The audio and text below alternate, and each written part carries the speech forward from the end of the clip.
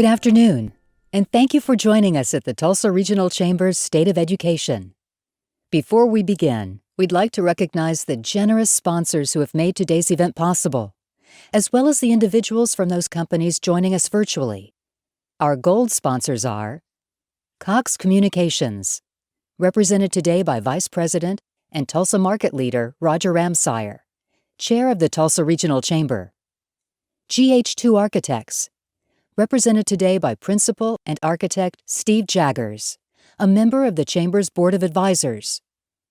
River Spirit Casino and Resort, represented today by Chief Operating Officer Andy Langston, a member of the Chamber's Board of Advisors. Sim Group Corporation, and WPX Energy, represented today by Vice President and Controller Larry Faulkner.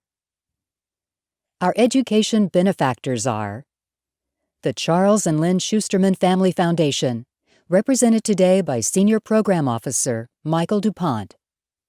TTCU Federal Credit Union, represented today by President and CEO Tim Lyons, the Chamber's Vice Chair of Education. Tulsa Tech, represented today by Superintendent and CEO Dr. Steve Tiger, a member of the Chamber's Board of Directors.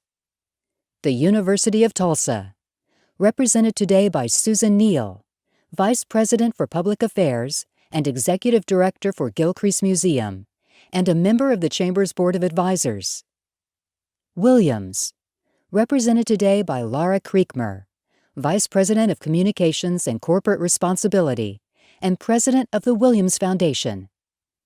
And WRA Architects, represented today by partner Jeff Miller.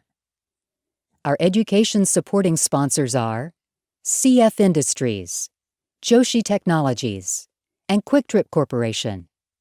And our silver sponsors are Joshi Technologies and OU-Tulsa. Please also take note of the corporate sponsors listed on the event webpage. Joining us now is Dr. Leigh GOODSON, President and CEO of Tulsa Community College. Good afternoon, and thank you for joining us for the Tulsa Regional Chamber's State of Education. I'm Dr. Leigh GOODSON, President of Tulsa Community College, and I'm honored to MC today's event. Education and workforce development are critical factors in Northeast Oklahoma's growth and economic development strategy. Some people may think workforce only encompasses certificate or degree attainment or job training, but workforce development truly begins in elementary school and continues through higher education, career tech, internships, recent grads, and the current working demographic. You can think of this model as a pipeline, with each section connecting to the next and including many entry and exit points. One section does not work well without the others, and when all areas of workforce development are collaborative toward reaching the same goals, it yields a highly skilled talent pool. We're excited to hear from some panels today to take a deeper dive into Northeast Oklahoma's talent pipeline and the work that's being done to support K-12 learning, bachelor's degree attainment, and talent attraction and retention. I'm excited to kick things off with our first panel.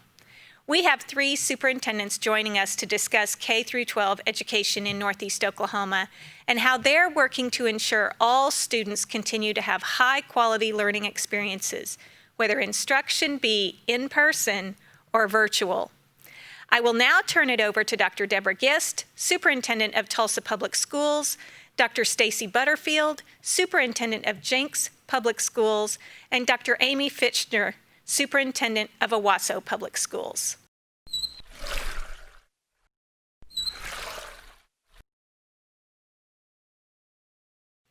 Thank you, Dr. GOODSON, and thank you for joining us to discuss learning in this digital environment. I'm thrilled to be joined by my colleagues, Dr. Amy Finchner and Dr. Deborah Gist. Together, we are educating students of families for over 60,000 students in this area, providing the foundation of their education and ultimately preparing these students for success after high school. We have pivoted from emergency mode in March to an atmosphere of intentionality and strategy because our students deserve it. In an effort to continue to enhance the digital learning experience for students, school leaders and communities must address the digital divide, or what we refer to as the lack of computers and access to the internet. School districts are providing more computer devices for students to use, and we are proud of the collaborative work underway in the Tulsa area to address internet access. Several partners are leading this effort: the City of Tulsa, ImpactTulsa, members of the Tulsa Regional Chamber, philanthropic organizations, and school district leaders. We look forward to learning more about this work in the future. In Jenks, we are enhancing the digital learning experience for students by expanding the implementation of a software program called Seesaw. Students are able to build an electronic portfolio of their learning for teachers and families to gain insight to a student's thinking and their progress, whether the learning is taking place at school or at home. I know we're all working to provide students with exceptional learning experiences. And so, Dr. Finchner, can you tell us about your journey at Owasso and how you are continuing to move forward? Thank you, Stacy. As we talk about this in Owasso, in 2015, we began the one-to-one environment for our high school students. And through this environment we're in right now, we've expanded that to our middle grades. And what we have determined is what we've known all along. The key resource is the classroom teacher, whether that teacher is accessed in front of the students in a classroom or across the digital divide that you talk about. But what we have known and what we continue to reinforce is equity of opportunity, equity of access. And so what Dr. Butterfield spoke about of having those resources is what we're pursuing in Owasso. And we're finding that our community is supporting that. And our students are finding that their individual learning plans are being enhanced, but they are also being further refined. So we're very excited about what's happening, but not satisfied with where we are. Dr. Gist, give us an update on how the digital learning journey is going in Tulsa and the enhancements your teachers are providing their students as they learn virtually.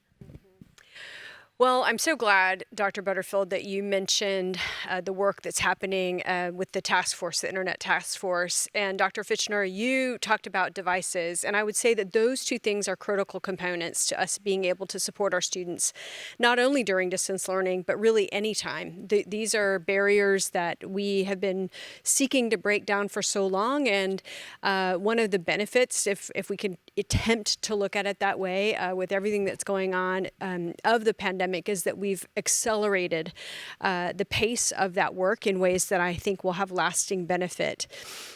There's another component to addressing the digital divide, though, that I think is really important, and that is, so we have the internet access, which work is happening, amazing progress there.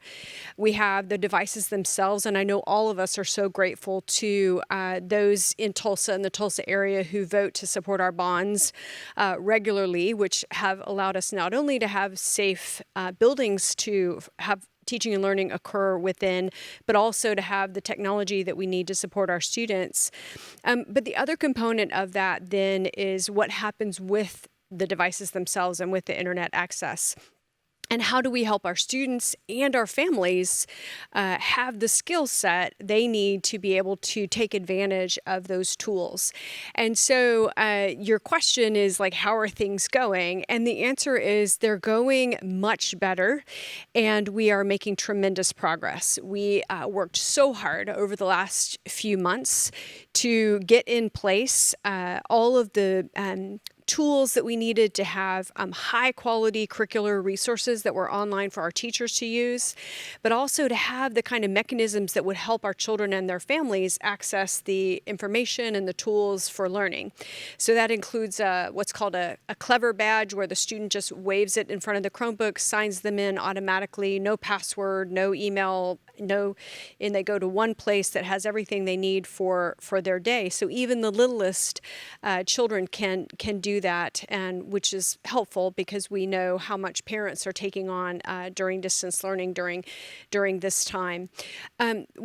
We know that even though we've distributed tens and tens of thousands of devices and worked on the internet access, that we still have that other gap, though, to continue bridging. So we have a team that's focusing on that parent support component and collaborating with community-based organizations as well. We're, finishing up our second week here, and last week, as of Thursday, we had more than 80% of our students who had logged on and successfully gotten on board, and we're seeing that improve this week. I will say, though, in all transparency, my greatest concern are our youngest children and just what I'm concerned about all of them, but in particular our youngest learners, because it's just very different for them when it comes to distance learning. It is indeed different for them. It's a common theme here, and that is none of us work in isolation. And I think you hear among all of us here the dependency we have on the community, on our partners. We cannot do this work without one another or without those of you in the community. The other piece that I think is really interesting when we have opportunities like this, whether it's in a setting this way or when we collaborate on a weekly basis with one another or monthly basis, we learn from each other. And that Clever Badge, Deb, I'd not heard about, and how convenient for everyone. Okay, we're looking into that. Each of our districts partner with Tulsa Community College and Tulsa Tech. So will you tell us how students are accessing these learning opportunities in this current environment? Well, during distance learning for us, since we're still on distance learning, and I know you all are transitioning back to in-person learning, we still have students, our high school students, who are participating both in person and through distance learning with Tulsa Community College and with Tulsa Tech. So we continue providing transportation for them to participate in those learning opportunities. And I know you all will join me in excitement about the upcoming expansion of the early college high school experience for our students. And I'm sure that you, like us, have turned in our letter of intent to be a part of that program so that our students are able to graduate from high school with their high school diploma, but also with their associate's degree. So we're so fortunate, just, in Oklahoma, we have so many challenges with funding properly for public education, but we also have some areas that are benefits, and we should be grateful for that. And among those are an amazing community college and Tulsa Achieves for after our students graduate, an incredible technical education program through Tulsa Tech, and so we're grateful that our students are able to continue participating. Dr. Finchner. Very similarly, one of the things we appreciate, like you said, Dr. Gist, is in Owasso we use the phrase often, everybody has a story. And so when a young person has a vision for their future, we know that we don't work in isolation, like you said. And so if that student's future includes Tulsa Tech, if it includes Tulsa Community College, or if it includes other paths, what we know is our goal is a seamless effort. And so we're very fortunate that we work with partners, just like you mentioned, who really don't care who gets the credit. It's the question, are we making the story better for the students? And so when we work with our business partners and others through internships, through our counseling office, through the ICAP program with the state, it's always about, are we giving the child a better story? And I think we're doing that well. Fabulous. And although each of our communities is different, we are all uniquely preparing our students for success, which both of you have referenced, while they're in school with us, and then preparing them for life beyond high school with us. So if you are speaking with a group of employers today, what would you say about how you are continuing to prepare students for the workforce of the future? You want to start, Dr. Finchner? I will. We had a wonderful experience last year. We were able to have our communication director train all of our 8th graders in social media skills. And we talked about the power of your story and how you can damage your own story sometimes through social media. And so what I'm really excited about is we're teaching the technical skills, we're teaching the academic skills, but we want to give employers competent citizens, great producers, people that add value. And so that takes a lot of conversations, a lot of investment. So I think we sometimes neglect that in our conversations, but our young people are so advanced in their information knowledge. They are so empowered by information. And rather than being intimidated by some of us older adults, we need to embrace that and just grasp right where they are and help them pivot to the best possible future. So it's a lot of those conversations. I'm very excited about that and proud of who we're delivering to the workforce. Yeah, I think being great communicators and being good consumers of information is more important now than it ever has been. In Tulsa Public Schools, like in many other places, we've had a focus on social emotional learning, and that has become an even greater priority during the pandemic. And I would say that in so many ways, another way to think about social emotional skills is about workplace skills. I mean, when you have the ability to get along with others, to solve problems together, to communicate effectively in all forms, those are skills that you need. Personal responsibility, recognizing that the choices that you make have an impact on others. Those are all the kind of skills that we know that business leaders expect to see in our students. In addition, of course, to needing to have the kind of college and career ready skills they need to be successful. And so in addition, in Tulsa, we have really continued to expand career and technical education, not only through our partnership with Tulsa Tech, but also career and tech programs that are happening within our schools.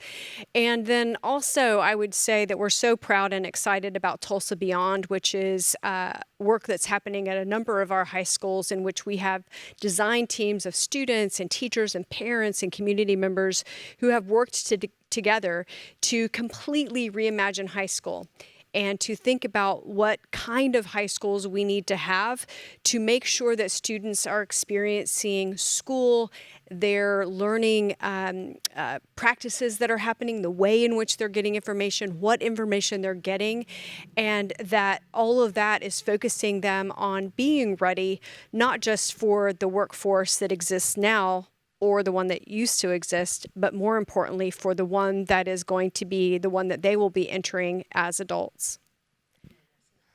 So speaking of the future, and we've been very intentional this summer, focused on what does the opening of school look like? How do we start school? How do we conduct school? How do we operate? How do we educate this fall? That's where our attention has been. But now as we look beyond now, and we envision what the spring semester may be like. Do either one of you want to venture a guess at what education will look like and what our schools will look like in the spring? Dr. Gist? Well, I'm very hopeful and continue to advocate for Tulsans to watch your distance, wash your hands, and wear your masks. Stay separated from one another so that we can have our students back in school full time, every single one of them, through in-person learning and without breaks in that as soon as possible. We need our children back in school. But then I would actually focus beyond the spring and to think about what will teaching and learning look like past the pandemic. And I think that we'll have new and better partnerships with parents and community-based organizations. I think we will have embedded much more flexibility for our students, especially our high school students. I think we will look differently at absences and school closures and snow days and all of those kinds of things than we ever have before, and have new ways of personalizing learning for every single student. Dr. Finchner. Thank you. I think, spoken so well, Dr. Gist, and I think one of the things that we will do is what many other businesses are doing. We are a huge driver of the economic forces in Oklahoma. Public education is. And I think what we're doing is we're taking a dose of humility. We're pausing. We're thinking about what has worked really well. People talk about getting back to normal, and I think what we want to do is be better than normal. We want to be excellent. And so I think if we can repurpose every lesson learned, be humble, work with other education providers to say, what do our students need to really move the needle forward? I think we are going to be better than ever. And I think we're better now than we were 6 months ago. And I think there are businesses in all industries that are saying the very same thing. And so having that business mindset and realizing that we need to look strategically, we need to dissect practices, business practices, educational practices, and say, what do we want to do to be even better? And that spirit of humility is going to take us off the charts because we do not know what spring is going to look like from a pandemic perspective. We'd be arrogant to say so. I agree with both of you. I hope that those of you joining us today can hear and the ideas that exist, that we really are trying to take advantage of this pandemic, and we are reinventing what public education looks like. And there will be things that we have created that we look forward to keeping, as Dr. Gist said, the personalized learning opportunities. And there will be things that we will be forever grateful to push off to the side when this is all over with. But for now, you know, as we look towards the future, I cannot echo enough what both of you ladies have said, and that is, you know, let's take care of one another, and let's think about what we each can do as individuals to get us through this pandemic successfully. And I encourage all of us, you know, we need to give one another grace. Everyone, whether it is business, a faith-based organization, or you're just thinking about your own family and how you're operating, everyone is trying to do the best they can. So give yourself grace, and we will get through this. So thank you for joining us today. And now back to you, Dr. Goodson. Thank you so much, Drs. Gist, Butterfield, and Fitchner, for sharing your expertise with us today. As I mentioned earlier, the foundation of a region's workforce development starts in elementary school and continues to grow as students enter secondary education. While these times are especially trying for our K-12 students and educators, we greatly appreciate the leadership of all of our regional superintendents. From my personal experience at TCC, I'm especially grateful for their partnerships on concurrent enrollment for high school students, and I know my colleagues in Career Tech are equally grateful. Our goal is to remove as many barriers to degree attainment as possible, so more students receive the necessary training and education to successfully enter the workforce. Northeast Oklahoma is currently about 19,000 bachelor's degrees behind the national average. Our next panel of educators and community partners will discuss how area colleges are working together to address that issue, close the gap, and increase degree attainment in the Tulsa region. I'm pleased to welcome Dr. Laura LATTA, Director of Post-Secondary Partnerships and Research for ImpactTulsa, Dr. Cindy Hess, my former colleague and current chair of the Tulsa Higher Education Task Force, and Dr. Mary Jo Self, Associate Professor and President of the University Council for Workforce and Human Resource Education at OSU-Tulsa.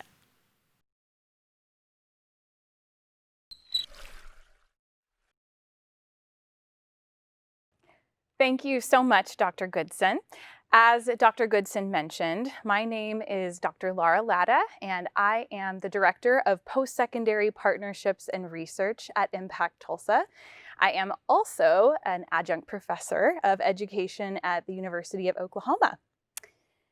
From K-12 to Tulsa Tech and higher ed, the collaborative effort in the Tulsa region is creating the talent for the workforce needed today and in the future.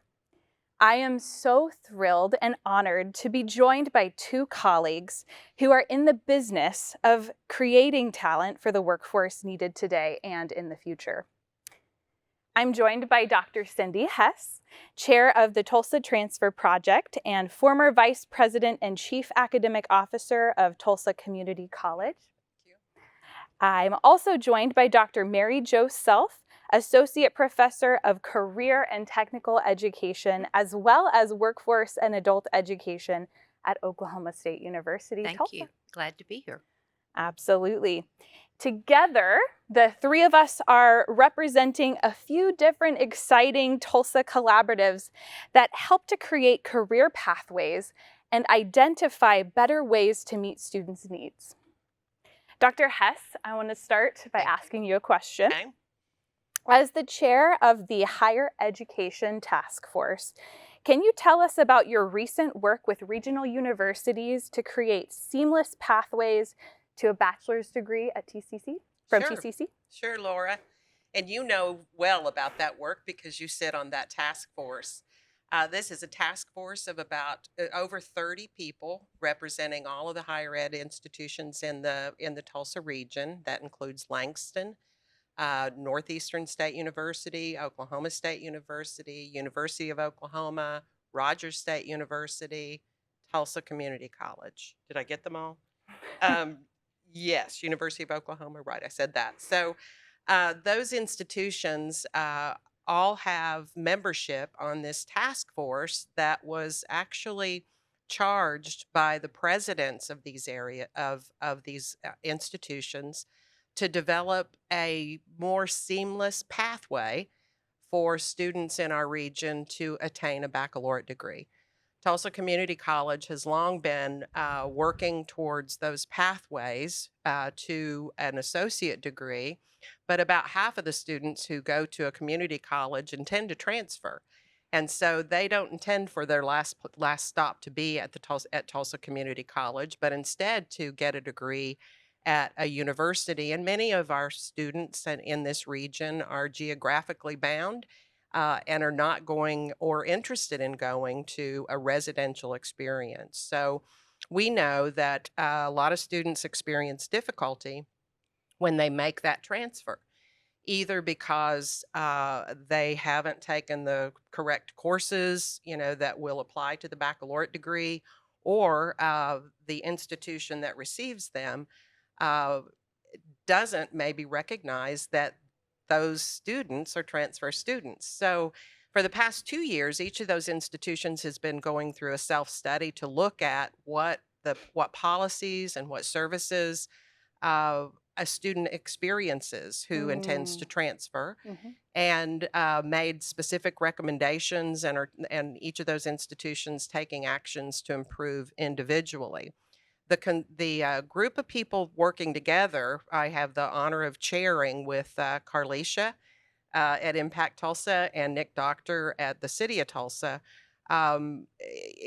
includes many representatives of those institutions as well as community groups, plus the City of Tulsa, the Tulsa Regional Chamber of Commerce, the Tulsa Community Foundation, Oklahoma State Regents for Higher Education, Wow. and ImpactTulsa. So we've got quite a group together with the sole purpose, as the president's asked us to develop a sustainable mechanism or collaborative that can sustain the good work that's already happening in terms of helping students to make that transition from the community college to the university experience. One of the key things, this is a national problem. About half of the students who go to higher ed are enrolled in a community college with an intent to transfer. So one of the challenges is that many of those students are unable to make that transition on their own. So you have to really wrap your arms around those students to help them get from one place to the other, which means that our university partners need to get engaged earlier in a student's experience. What that requires is a lot of collaboration. And I'm so proud of each of the institutions for really looking at the student experience and looking at collaboration over competition. There is enough for all of us to do. And all of us have a very particular role in making sure that we're able to provide an educated citizenry and an educated workforce in the Tulsa region. We've been able to do this work over the last 2 years with technical assistance from the John Gardner Foundation, which is a nationally known organization about student experiences. So they provided us a lot of technical assistance. And we have also really enjoyed the tremendous support of the Charles and Lynn Schusterman Family Foundation. They have been just incredible with their support for specific things that this collaborative needs and will need, along with lending the talents of Michael DuPont, who's been just awesome to work with on this project. I don't know if there are any other questions about that, but we look forward to making a recommendation to the presidents in December, which is only 3 short months away, about what form this collaborative should take. We've made a lot of progress. We've established or are ready to recommend to the presidents a mission and purpose, the governance form, all that sort of thing. But 3 subcommittees have been working very busily in bringing those recommendations to the full task force. One big milestone that I want to be sure that we highlight today is is that we intend a community survey to go out to the entire community, the users, as it were, of higher education, to ascertain their, I don't know, their perceptions of higher ed in the Tulsa region. So that will be going out within the month, and we hope everybody will take advantage of participating in that survey. That will be incredibly informative Yes. and give a really incredible snapshot of the Mhm. student experience, Yep. like you mentioned. Something that's resonating in my mind that you mentioned was collaboration over competition. Yeah. And I'm reminded of an initiative that ImpactTulsa engaged in that was a collaborative citywide initiative with school districts and post-secondary institutions about FAFSA completion. Oh, yes. Yes. Good. Yeah, Mhm. you know, research says that if a student completes their FAFSA, they're more than likely to enroll in post-secondary. Absolutely. And in order to complete post-secondary, they have to enroll.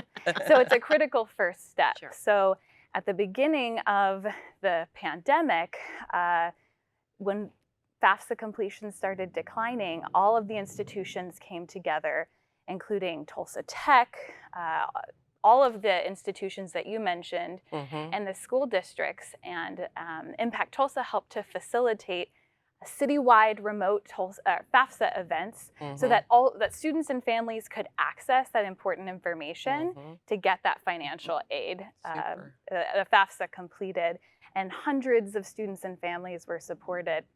I think of another collaboration, which was a word that you mentioned a couple of times in your response, that ImpactTulsa is doing and connects to some work, Dr. Self, that you're doing as well with 918 Educate. And that work actually started from the Lumina Talent Hub, which was an initiative that began from the Tulsa Regional Chamber with a variety of different organizations across the city in the interest of increasing degree completions for individuals in the city of Tulsa.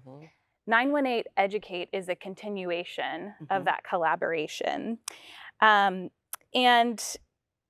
there's a really critical focus on identifying where there are inequitable policies and practices that might make it difficult for students to complete a degree, and then addressing those with strategy and policy that will support degree completion, because ultimately we want to see those degree completions and students understanding, individuals understanding the pathways after high school, after they get out of college, what their trajectory needs to be. And that's a really exciting collaborative as well that brings together not just, post-secondary, but also the entire city in the interest of collaboration. So in keeping with the emerging theme of collaboration and synergy in supporting Tulsa's citizenry and workforce, I'm going to turn to you, Dr. Self, at OSU-Tulsa. You have been and continue to be a key partner working collaboratively with our employers, regional college presidents, and training providers in creating innovative solutions to grow our area talent pool. Can you highlight the work being developed through OSU-Tulsa that will grow our demographic of degree holders throughout our region? Be glad to, Laura. Thank you. Under the capable leadership of Dr. Pamela Fry, who's been president of OSU-Tulsa now for 3 years, under her capable leadership, we have got a renewed energy toward focusing on what happens to a student after they finish the degree. And, often in higher ed, we put together degrees and then we try to market them to the public or market them to the employer. And we've taken a different approach. And actually a surprise to some of the employers, because the conversations we're having are, where are your skill gaps? How can we help upskill your current workforce? Where do you get your current workforce? Where are they coming from? And what could we do to help build your potential workforce. And the first couple of partners we talked with, they were a little surprised that we were asking, what a novel idea that we would ask them ahead of time.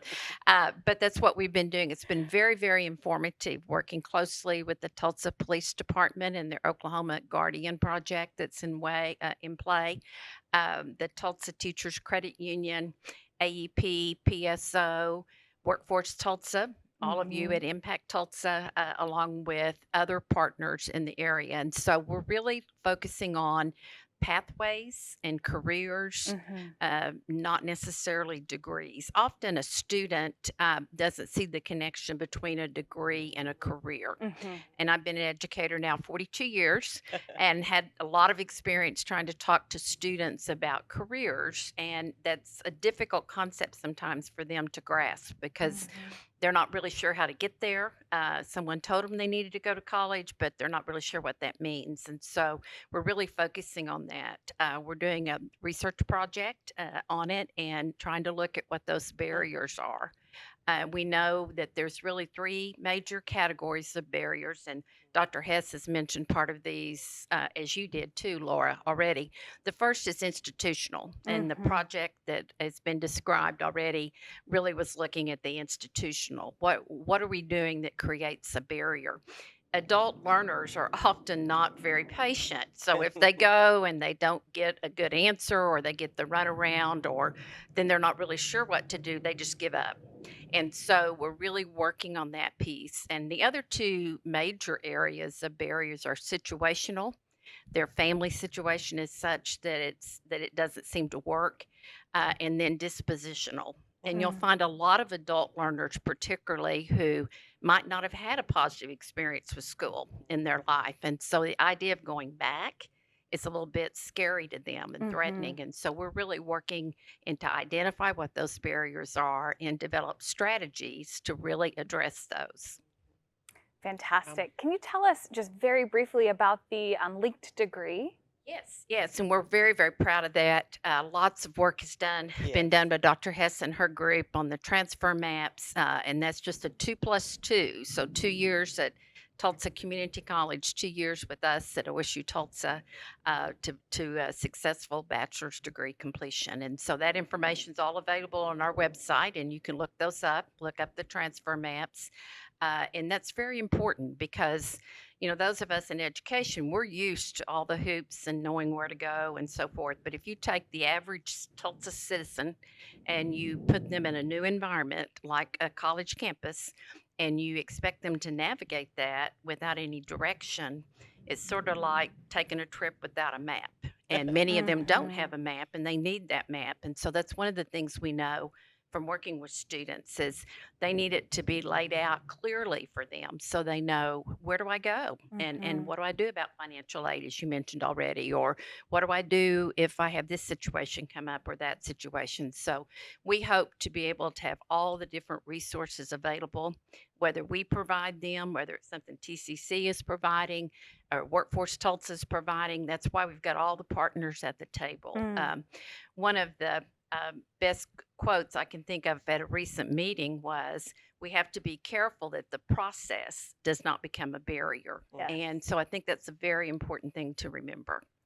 Absolutely. So from our conversation about synergy through collaboration and then clarity of pathways, students understanding what their options are, but then not just what their options are, what the pathway is to reach those options successfully.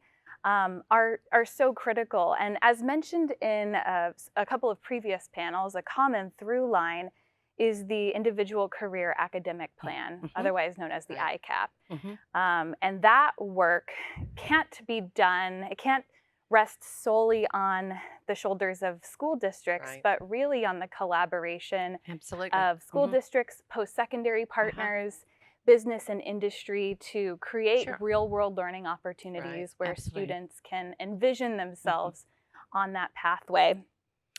Laura, on that, we need to also think about the people who didn't have the benefit of ICAP when they came through. And that's a huge population out there that we know exists in the Tulsa area that have some college, but they never finished a degree. And so one of the things that companies have really been very clear in telling us, they want some form of an ICAP for their employees. Ah, So that as an employee at age whatever that might be, I've decided to go back and finish that degree. And many of our partners have communicated to us it's more than just the degree. It's a sense of self satisfaction, a sense of modeling for their children, as well as contributing to the good of the Tulsa area. And so, you and I see it as, oh, they finished the degree, and we can say, yes, they have their bachelor's degree. But for the person going through the process, it's really a growth experience for them, and it's much more than just that. And like you said, it changes the trajectory of a Absolutely. family's life. That's exactly right. And so if as a child I see my mother or father or both beginning that journey and continuing that journey and finishing and bettering themselves, finishing that degree and bettering themselves, then I'm much more likely to go that road myself. But if I see desperation and frustration and quitting, I most likely will do that. So it's for this generation, but it's also for our generation that's coming behind them. absolutely. And so all of these initiatives, these collaborations mentioned, really are going to make that Absolutely. Tulsa where students have these incredible experiences, and ultimately the entity that is benefited is our workforce and industry, Absolutely. which is really exciting. Right. Absolutely, very much so. And it takes collaboration across the board. Dr. Hess mentioned that. I think that's so important, and it seems a real sense of that among our partners that are really wanting to collaborate and work together to help us better this part of the state and ultimately all of the state of Oklahoma. I couldn't Good. have said it better myself. Super. Thank you. Thank you. Thank Thank you you. so much for being with us today. Thank you for having You're us. welcome. Yes. Thank you. What another great panel. It's extremely encouraging to see how our various organizations and institutions are working together to move our region forward. As TCC celebrates its 50th anniversary this year, it's amazing to recognize the work we've done while also acknowledging the work we still have to do. And I'm sure all the other educational organizations represented here today feel the same. So far today, we've heard a lot about collaboration among schools, leaders, and organizations, and our next panel continues that theme. Next, we will hear from a group of organizations leading a new effort to attract and retain recent grads in Tulsa. With a number of colleges and universities within a 2-hour radius, we have fresh young talent entering the workforce each year. It's critical we retain this talent, which will help us attract companies looking to relocate or expand in Tulsa. Here to discuss this new initiative is Rue Ramsey, Vice President of Workforce and Talent Strategies for the Tulsa Regional Chamber, Brandon Oldham, Program Officer for the George Kaiser Family Foundation, and Ashley PHILIPPSEN, Deputy Chief of Community Development and Policy for the City of Tulsa.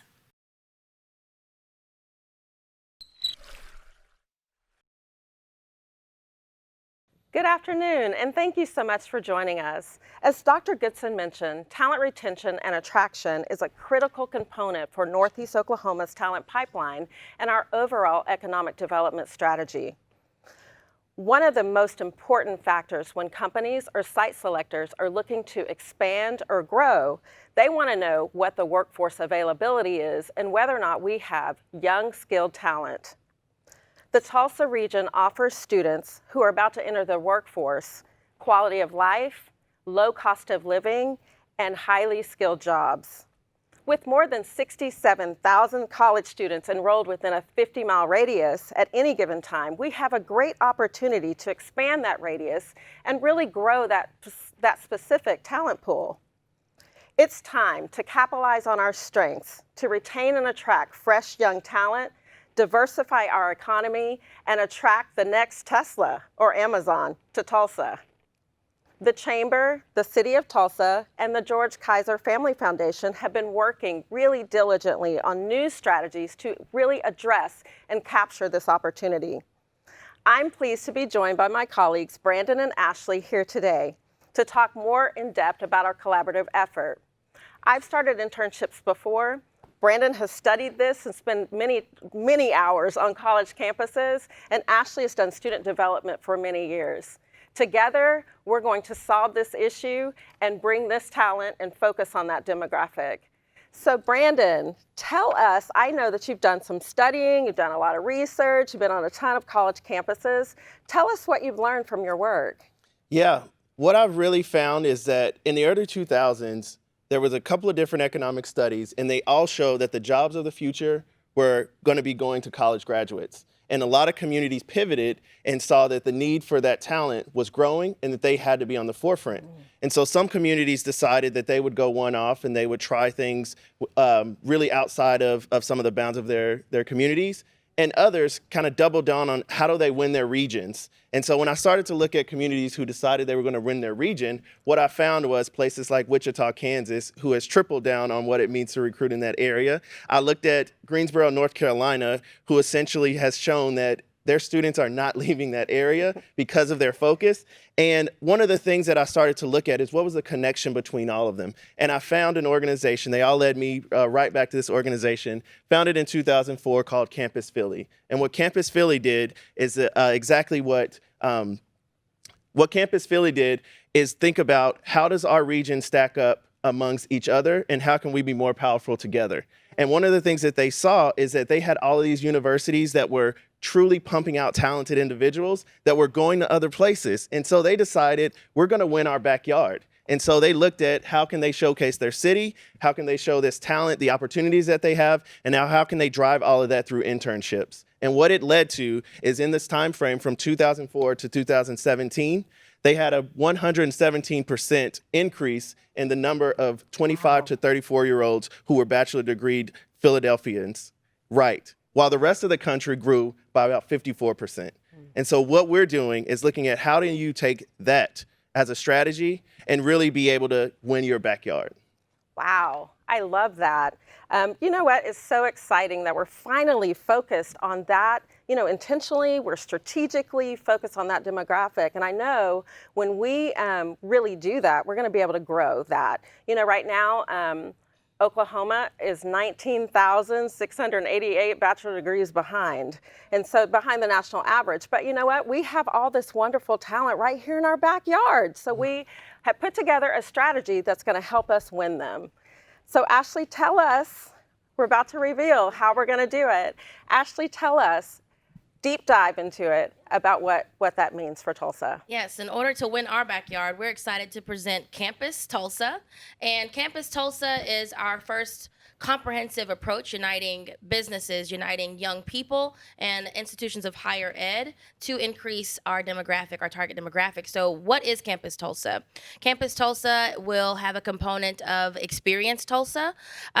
People choose place as much as they choose professions. Right. So we want to provide meaningful, immersive experiences around all aspects of Tulsa, from the social to the professional to housing, so they really understand the history, the current climate, and the future of Tulsa. In addition to Experience Tulsa, we have a summer and job a job and housing board that has a twofold use. So our young folks can check it out for housing opportunities because they want to know, where am I going to live? What are those options? Yeah. And then employers can actually post jobs on this board, so people get to know their companies and find the role for them. In addition to that, we also are going to feature meaningful virtual and in-person visits on campuses. So that's kind of been the bridge. We've had, people have job fairs all the time, but in terms of a comprehensive way to amplify Campus Tulsa, to amplify Tulsa and opportunities, we are excited to do. And then ultimately, listening to employers, they want to know, are we going to have training for our folks? So there is the Summer Tulsa component, which is ensuring a robust internship experience that includes development and support on our part to both our interns and our employers. Wow, I love it. I love it. And I know that it works. In fact, Brandon, you have an internship experience that Yes. I would love to hear about. Yeah. So tell us about yeah. that. So I grew up here in Tulsa and really, was fortunate enough to have the opportunity to go to Norman and go to school at OU. And I and I, in my research, found that Oklahoma City had a similar strategy along the time that I was there at OU, and it actually worked on me. So I went down there to Norman, went to school, interned in Oklahoma City, and then worked there immediately after. And so I did not find myself back in Tulsa until my fiance at the time took an internship in Tulsa, fell in love with the city, convinced me to come here for a weekend, and her employer, Gable Gottwals, took the opportunity to put together a weekend to showcase Tulsa to spouses and significant others. And it worked to get us back here to Tulsa. Wow, that's fantastic. So what we need, so we know it works, right? We know that this strategy works. These high touch points with folks and making sure that your interns are connected to the city is an important thing. I know that Tulsa's mission focus, and I want Ashley to really kind of dive into that a little bit about the professional development that we'll be offering through Campus Tulsa for our interns. So Ashley? Yes, it's definitely important. We've heard from employers, we need technical skills developed, and those will be provided. I think those are standard. But then there's these soft skills, and in addition to building the soft skills that make people dynamic, boost their EQ and ability to communicate and thrive in the workplace, there's also this reflection component about why am I here? Yeah. How do I contribute to Tulsa, which is why we have that Experience Tulsa component. People need to see that there's a path for them in Tulsa, not just professional, but to contribute to our city and our city's growth. So I will say #Mission Matters, and we make sure to tap into that, not only with our young adults, but also our employers. Why should they want to work here? Yeah. And we help elevate that as well. That's fantastic. So if you're a business or an organization or a nonprofit, Campus Tulsa is the resource for you. If you've had an internship program for a really long time and you want best practices and freshen up what you're doing with your interns, Campus Tulsa is for you. If you're a company that has 2 interns and you'd like to expand to 10, Campus Tulsa is for you. If you don't have an internship program right now and you really want one, but what in the world would you do with an intern? Campus Tulsa is for you. We are a resource that will help you launch off your internship program in Tulsa. So so excited about this and just excited to see this initiative finally come to fruition, where we are addressing the shortage in bachelor degrees. Thank you so much, Brandon and Ashley, for being here with me today. We've seen the success of this model in these other cities that Brandon mentioned, so we're extremely excited to bring it to Northeast Oklahoma to you. Our goal for interns and college students is to immerse them in all things great about Tulsa, the things that Tulsa has to offer. We want everyone, our interns, to feel connected to our city, and we want to be the internship hub in the country. We want to be able to eventually attract students from all over the country to come to Tulsa for their summer internships. We're excited to finally launch this initiative. As business leaders, as nonprofit, you have a role to play in our region's growth, and so we can do this together. The time is now to close this gap in growing this demographic of young talent. October 1st, we will be launching campustulsa.com. During that time, so save the date, put it on your calendar. During that time, we're going to ask you to come and register your interns so that we can begin the work for summer 2021. Thank you all for joining us. Back to you, Dr. Goodson. Thank you, Rue, Brandon, and Ashley, for that very exciting update. With so many educational institutions in the area, we have a great opportunity in front of us, and I look forward to learning more about Campus Tulsa. As we close out today's event, I want to say a final thanks to all of our amazing panelists and to everyone who joined us virtually. Thank you for tuning in to Tulsa Regional Chamber's State of Education. Please take note of the generous sponsors listed on your screen and call on them for your business needs. If you missed any portion of today's broadcast, a full recording will be available on the Chamber's website at tulsachamber.com/stateofeducation. Have a good day.